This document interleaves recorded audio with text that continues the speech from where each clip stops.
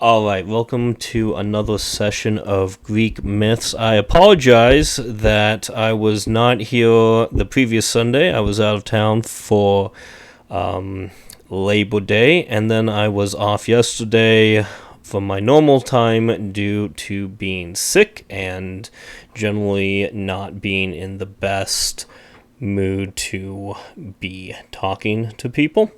But we are feeling much better today, so we are going to dive right back into our overview of various gods and goddesses of ancient Greek mythology. We are getting towards the end of the 12 great Olympians, as they were known. So our focus is gonna be getting through those today here in the next half hour segment or so. And then next week we'll talk a little bit more about some of the minor deities and some of the mythological creatures that lived in ancient Greece. So let's start today with one of my favorite gods, Hephaestus. Hephaestus is the god of fire and of smiths. This was the guy, if you could envision it being made, he could make it. He was a very hard-working god, and he was a little bit more of a peaceful god compared to some of the other gods. He was much more even-tempered. He was much more focused on doing the job, getting the job done, rather than starting fights. He is the son of Zeus and Hera, and he would often try and play mediator between Zeus and Hera in their many marital fights. At one point, when he was a young god, Hera and Zeus were fighting very bad, and Hephaestus dared to step between them, and he sided a little bit more with Hera, and this angered Zeus to great detail, and Zeus grabbed his son by the legs and flung him out of Olympus, and he threw Hephaestus so hard that Hephaestus spent a whole day hurtling through the air. And eventually, at night, he fell on the island of Lemnos, Lemnos, and shook the island and damaged his legs from the fall. Now, the sea goddess Thetis found him and helped nurse him back to health. And Hephaestus was eventually, once he got back into good health to travel, he went back to Olympus, and Zeus allowed him to come back, but Hephaestus would always walk he would walk with a limp, something kind of like a flickering flame, if you will, where he would be walking along with a noticeable limp to his stride, and would he still had this, the body of a smith, but his legs were never quite the same. Now, to assist him in his workshop with his damaged legs, he built two mechanical beings, like we would probably call them robots today, one of gold and one in silver, and they had mechanical brains that could think for themselves and serve Hephaestus. And so, in a way, Hephaestus was so good that he invented AI thousands of years before humanity even dreamed of computers, if you will. Well, I guess, if you assume that the Greek stories are purely myth, then maybe man did think of computer AI thousands of years ago in the form of these assistants of Hephaestus. But Hephaestus made everything that the gods had. He built the thrones that they sat on Olympus. He made them weapons and chariots and jewels, and he made the armors that were worn by many of the gods, and later many of the mortal heroes would often find great boons in the magical items that Hephaestus would create. Now, Hephaestus also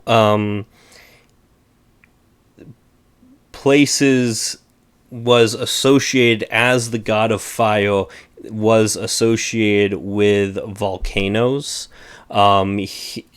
Those were his sacred places. The ancients saw volcanoes very similar to forges, which makes sense. And so they believed that when a volcano, you could hear the rumblings of a volcano and see the lava, that it was Hephaestus or the Cyclops. If you remember, the Cyclops made Zeus's thunderbolts and assisted in the rebellion against the Titans and had sided with the gods.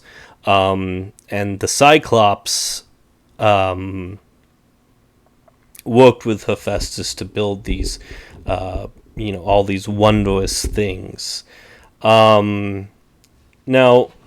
Hephaestus had a wife, and he made her many jewels, including a beautiful necklace that made her somehow even more irresistible and beautiful, which probably was built more out of a bit of love by Hephaestus out of wisdom, because Hephaestus's wife was none other than the great goddess Aphrodite. Now, Aphrodite, when you talk about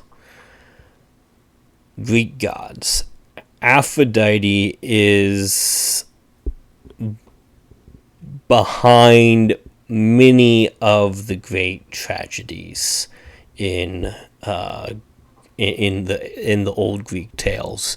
She was depending on your beliefs, the goddess of love and beauty. And there's a couple of different stories I've heard about Aphrodite. The original about where Aphrodite comes from, and the story that I grew up with, the one that I learned when I was 8 or 9 years old, is that Aphrodite had no mother or father, but instead had she came ashore from the west, out of the sea, and was so beautiful that that the gods of Olympus immediately declared her a goddess and set her up as one of the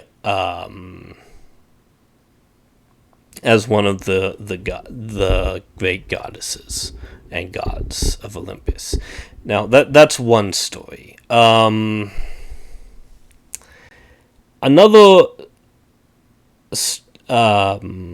Another version of the myth is that she was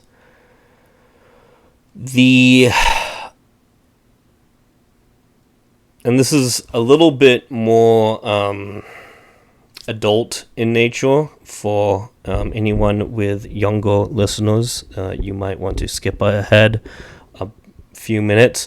But the other story is that when Kronos rebelled against his father Uranus, that Kronos attacked Uranus with the sickle of flint, as I discussed in the first episode. And in the attack, part of Uranus's private parts were disassociated from his body and fell into the sea. And the foam from and the blood from the missing body part melded with the foam of the sea, and thus she was born of the sea and Uranus. His body. So, two different versions. Probably in, and this, who knows which was the original version, or where, where everything would have originally come from. Probably they were just different stories from two different parts, or there's probably even more versions that I am unaware of. I think that in one version that she was even described as the daughter of Zeus and another goddess, Dione,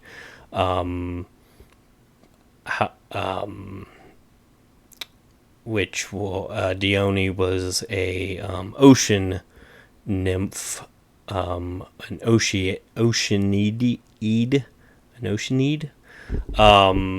but it doesn't really matter, I guess, in the end. Is Aphrodite came from the sea is kind of the only consistent part of her origin, is she came out of the sea. Now, regardless of where she came from, when she came out of the sea, she was met by the three graces, the goddesses of beauty who became her attendants, and they draped her in lovely garments and draped her in jewels, and they put her on a golden chariot that was drawn by white doves and led her to Mount Olympus, where she met the other gods.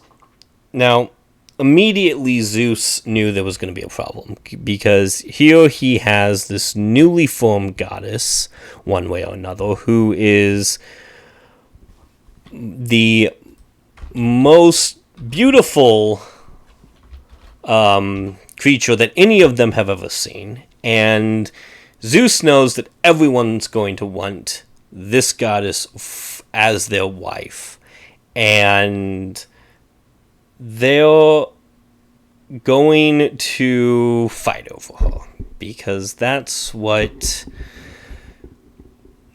guys did back in the day, still do sometimes.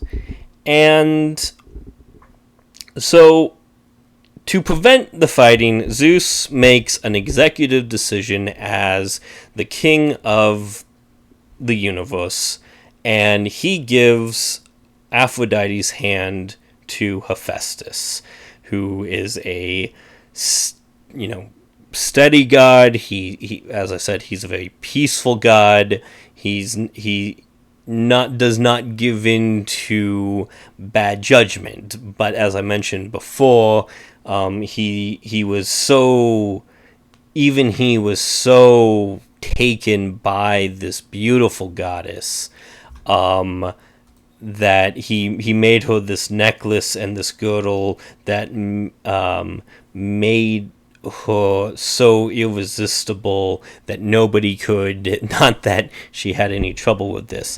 Now, Aphrodite and Hephaestus have a son named Eros. And Eros is where this is where Cupid comes from. Actually, I believe Eros and Cupid are the same god. Cupid being the Roman name and Eros being the Greek name. And Eros had a bow and a quiver full of arrows, and these arrows were imbued by his mother to be arrows of love, and he would delight in shooting them into the hearts of unwary victims, and they would fall head over heels in love with the first person they'd see. And he would often perform missions for his mother to make certain heroes and gods and goddesses fall in love, usually with the wrong person. And we will hear many stories where a hero's downfall is caused by the machinations of Aphrodite or the mischievousness of Eros in the weeks to come. Now, even though she was married to Hephaestus, Aphrodite liked pretty things. She is the goddess of love. She is attended to by the Graces, the goddesses of beauty. She likes the finer things in life. She likes beautiful things, and was not always happy with Hephaestus as a husband because he was a hard worker, so he was always covered in sweat and soot. It's not necessarily that he, working hard upset her, it was just his line of work was not glamorous or glorious. As such, Aphrodite preferred spending time with Hephaestus's brother, Ares. And Ares and Hephaestus could not be more disalike. Whereas Hephaestus is a god of work and of labor and of peace and of diplomacy, Ares is the god of war. And the Greeks had, in a lot of the Greek mythologies, you get a very different view of Ares than the later Roman versions of Ares. Ares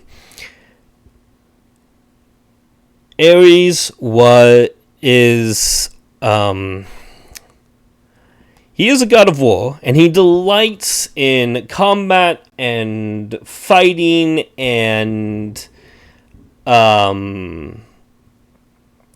he loves hearing the clash of arms and riding around in his war chariot and, participating in the battles, oftentimes not even caring who wins or who loses, which side who he's fighting, as long as he can fight.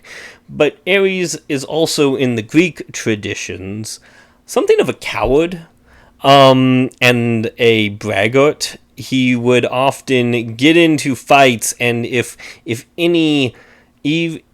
though he's this Olympian, he's a god, he's immortal, if he got injured in the least, he would run back to Olympus howling and moaning and making a big scene out of everything. He liked fighting, but he couldn't handle the pain. And this often, Zeus often would find Ares to be somewhat disgusted with Ares and his attitudes towards things. And so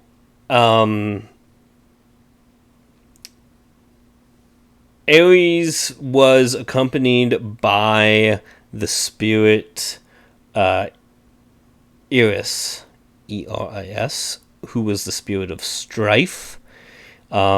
She becomes very important in, probably the most famous of Greek myths, the Iliad, which will come much later. And we all know about the golden apple of Paris, but this was actually the golden apple of Eris was used in many times to start war. It was the apple of discord, and it wasn't just used in the Iliad, but many other times throughout Greek mythology.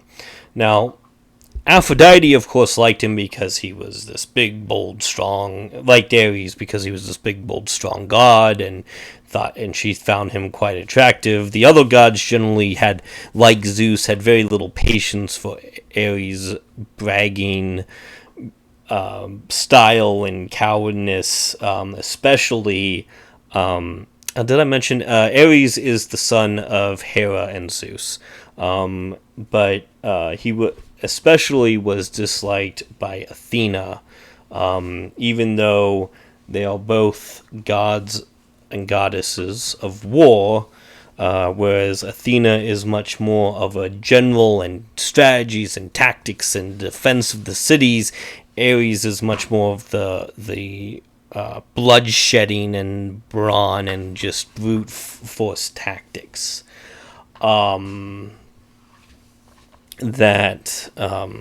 Which Athena despised. Now, the last god, and I know that this is only a 30-minute segment, so I think we have just enough time to talk about our last great Olympian, is Dionysus.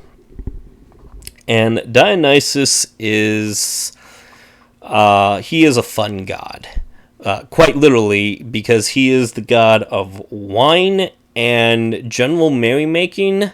So when I say he's a fun god, this guy he's the party god. Now, interesting fact about Dionysus is that he is the youngest of the Olympians.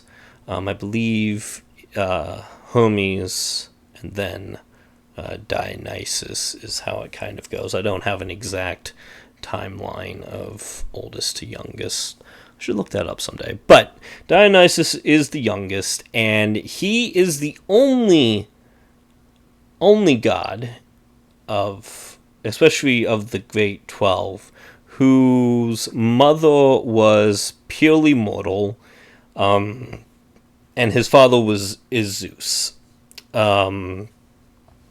Now, of course, you know where this is going to go. Father is Zeus, and mother is not Hera.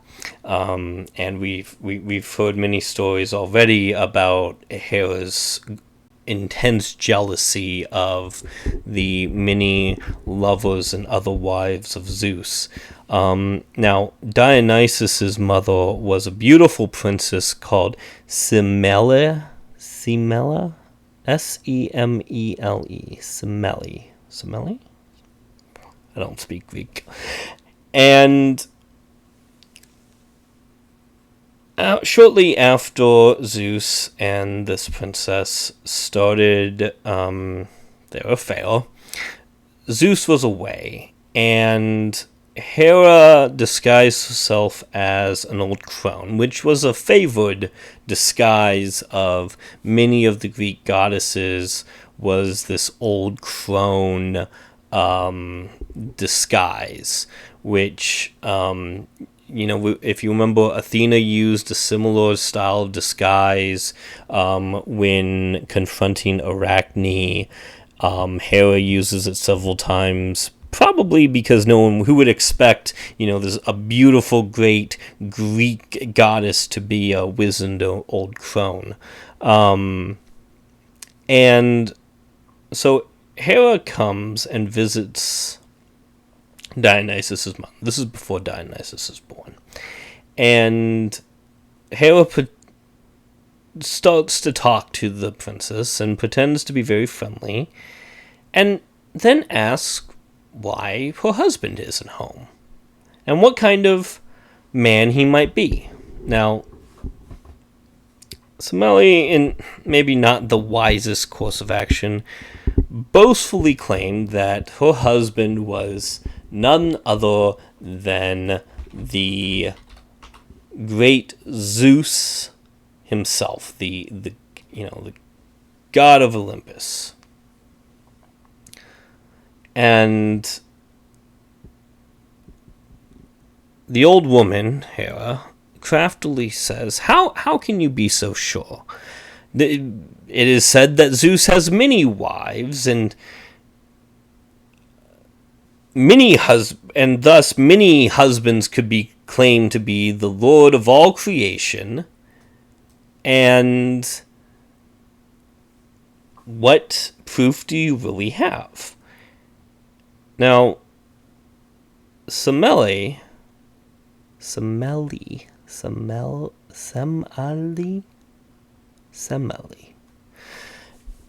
is taken aback by this and asks what she should do. And Hera says that she should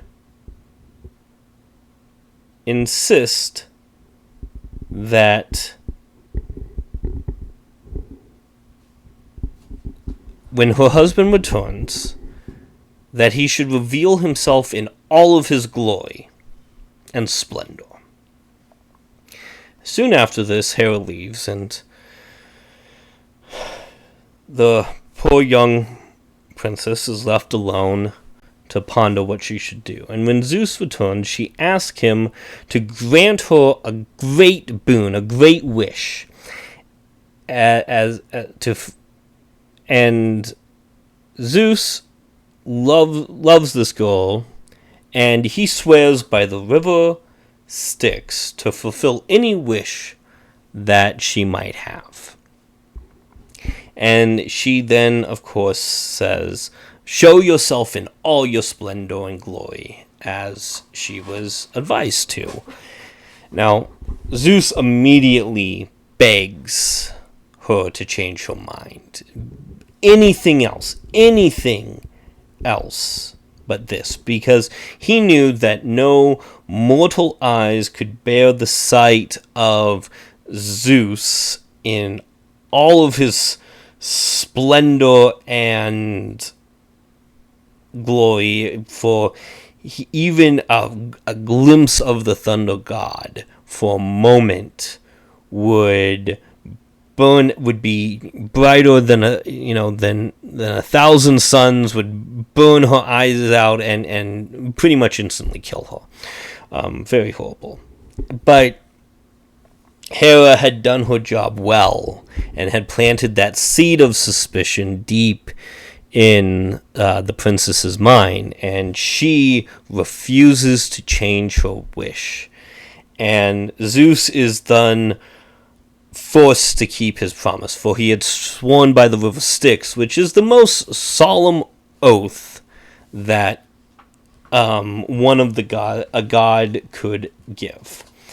And so he tries his best. He really does. He joins together the smallest storm clouds he can and chooses his smallest lightning bolt, and he shows himself to her as the mighty thunder god. But even showing just a small fraction of his true form, it's too much, and the poor girl catches fire and is burned to cinders.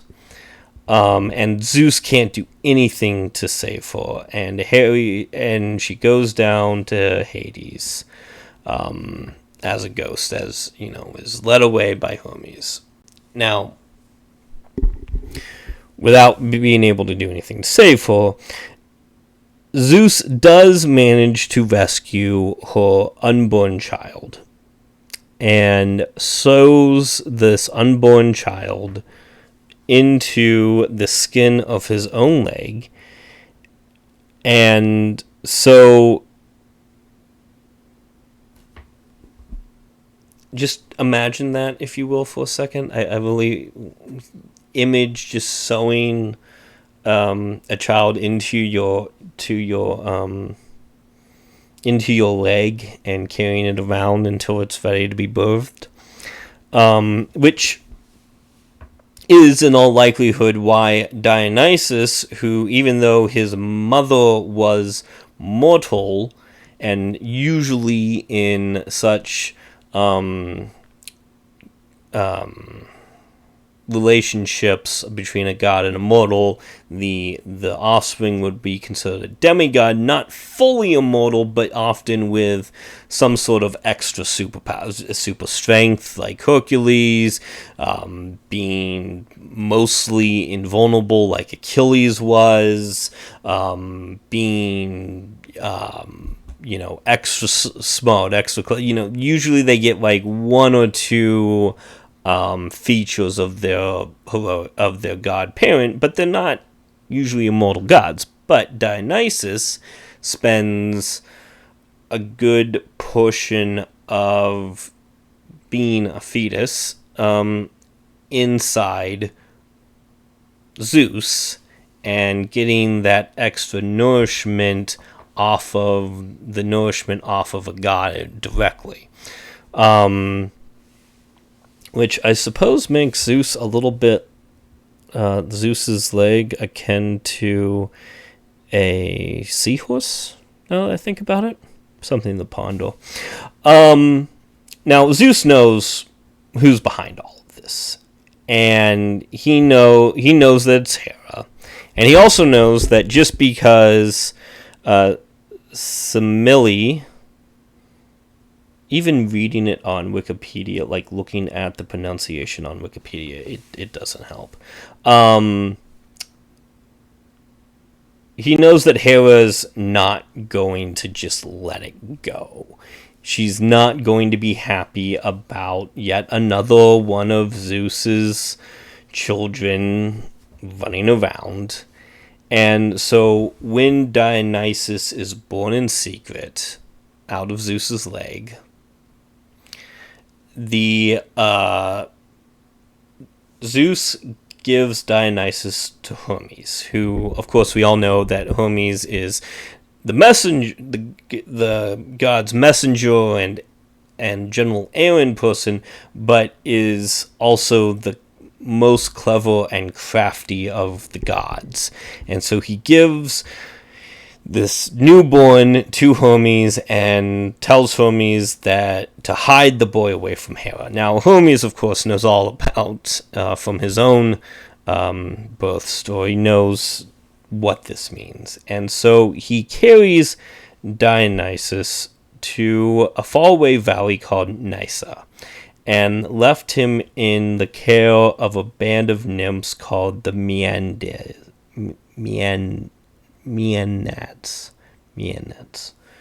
And in this hidden valley, Dionysus grows up with all sorts of exotic animals such as tigers and leopards as playmates. And in Nysa, N-Y-S-A, Nysa Valley, I think, there grew grape plants, a large bunches of beautiful purple grapes on this sunny slope. And it was Dionysus who figured out how to take these grapes and turn them to take their juice and turn it and ferment it into wine. And so gods, of course, grow a little bit much faster than your normal human, and so he grows into this young, beautiful god, and he's got the power of wine now, and he goes out into the world to teach man how to make wine. And the Maenads went with him, and so did the leopards and the tigers and other animals, and more and more followers joined him, joining along in this, almost this parade of this splendid god and dryads and animals and this newly discovered drink called wine, which you would have to assume that if the god of wine makes the wine, it's got to be something to make even the French feel a little bit of shame somehow. And it's like a carnival, and everywhere he goes there's more and more people following him and worshiping him as this new god. And of course, Zeus has been keeping an eye on his son this whole time, and he's seeing his son progress, and and is watching him from afar. And so Dionysus eventually he makes it back to Greece, and he's going from island to island, teaching his winemaking and party animal lifestyle. And now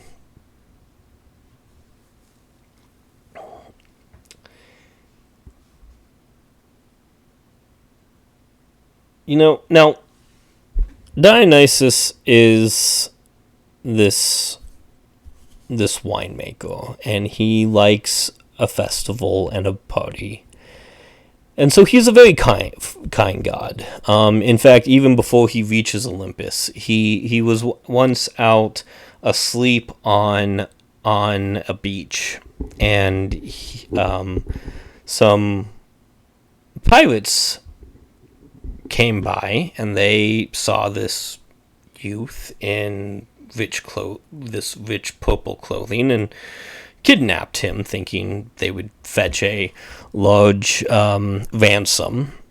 And when the ship was far out, Dionysus awakes, and he realizes what happened, and he tries to persuade the pirates to take him back, and that he wasn't a prince, and he didn't have any riches, that he was the god of wine, and his riches were beyond the world. And of course the pirates laugh. They've never heard of this god before, and they sail on, ignoring him. But their laughter would soon die out, for the sea started sprouting vines with grapes, and they twisted the oars and winded up the masts, and so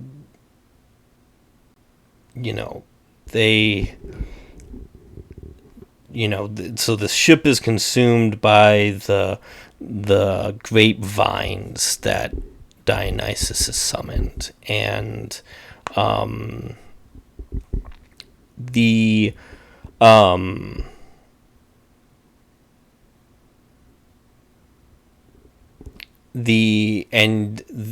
summons his animals, the tigers and the leopards and the donkeys and all of it, and he grows until he fills the ship with all of his glory. But Dionysus doesn't want to kill the pirates. He is a kind god, so he is now proving his abilities as a god by being able to perform these miraculous feats.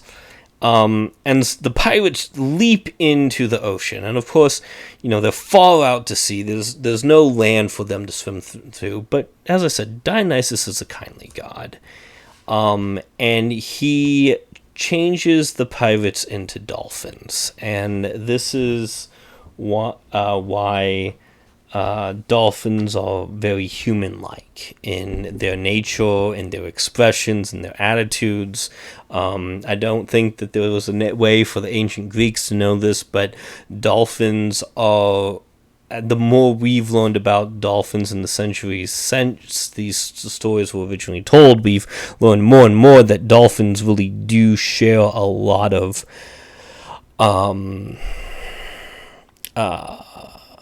pastimes with humans. They enjoy doing a lot of the same types of activities that generally have only been found in human cultures. So the Greeks definitely understood that the dolphins shared human similarities. And you can still find dolphins in the Mediterranean and swim with them to an extent to this day. So, Dionysus, he's bringing joy to mankind via, well, getting them drunk and partying. And Zeus decides that he can, that Dionysus has proved that he's not just a mere demigod, that his time basically incubated in his father's leg, and then his subsequent being raised by dryads has proven that Dionysus is in fact a god, and invites Dionysus to come up to the up to Olympus. And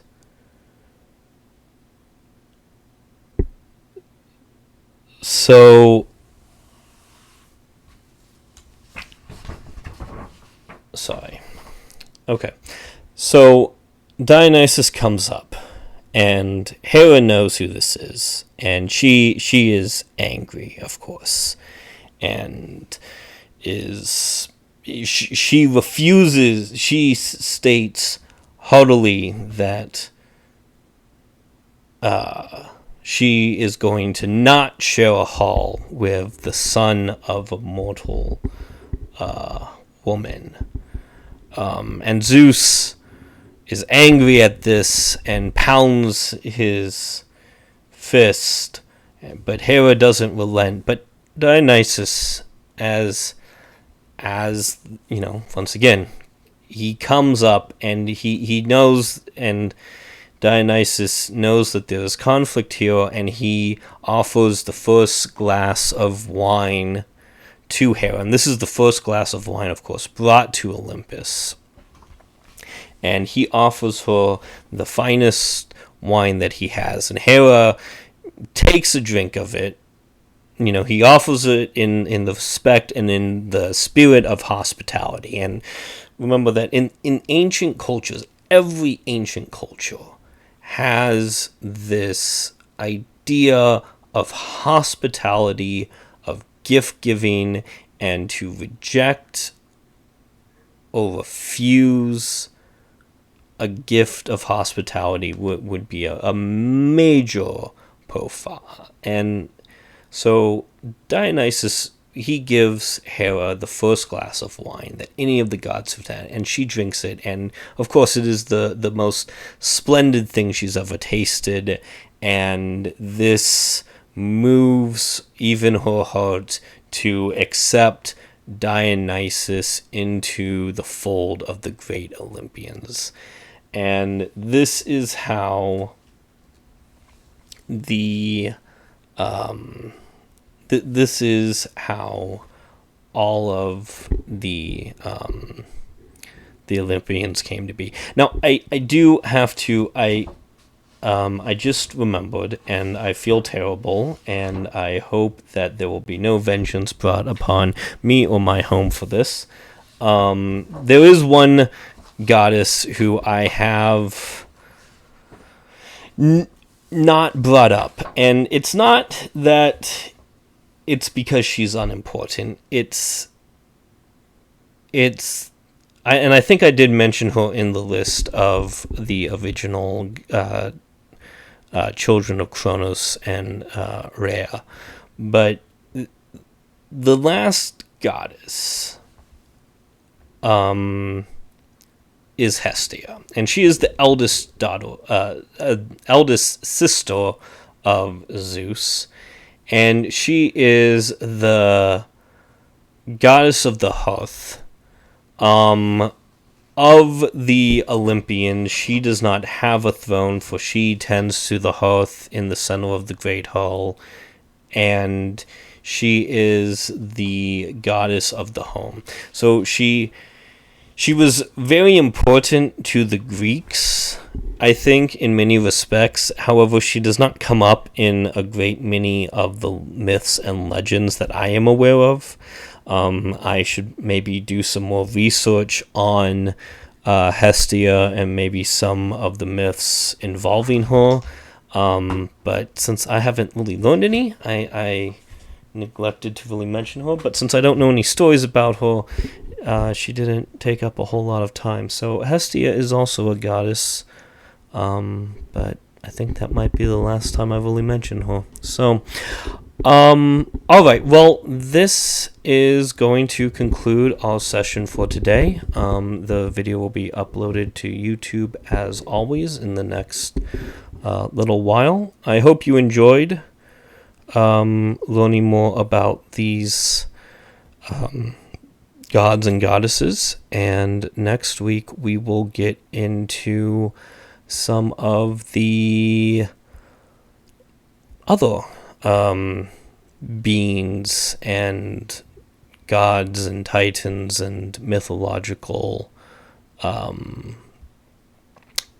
creatures that inhabited ancient Greece. So we will be back on our normal schedule of Sunday at 3 p.m. Central, and I hope you can tune in for that.